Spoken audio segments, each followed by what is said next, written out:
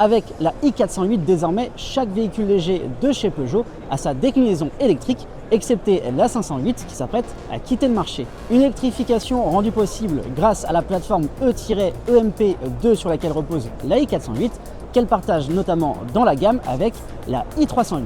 Mais alors, est-ce que niveau style, la i408 change un petit peu par rapport à la 408 classique, thermique? Eh bien, c'est ce que nous allons voir aujourd'hui.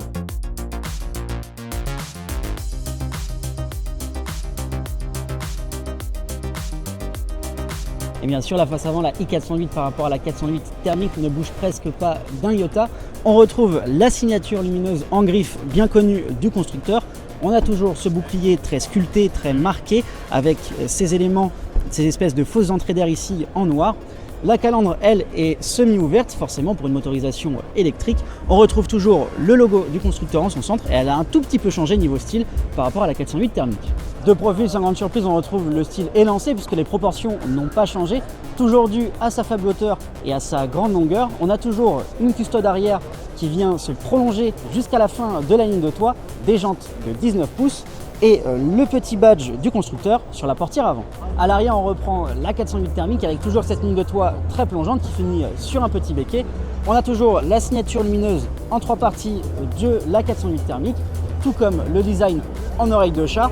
Enfin, le bouclier est toujours aussi imposant que sur la version thermique. Donc, qu'est-ce qui change au final le plus sur cette version électrique? C'est tout simplement le badge qui est désormais i408. À l'intérieur, sans surprise, on retrouve encore une fois le Peugeot e-cockpit avec son fameux petit volant et ses toggle numériques.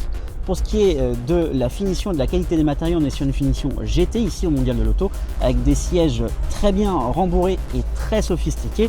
La grande nouveauté à l'intérieur va plutôt être d'un point de vue de l'IA puisque la i408 intègre désormais ChatGPT.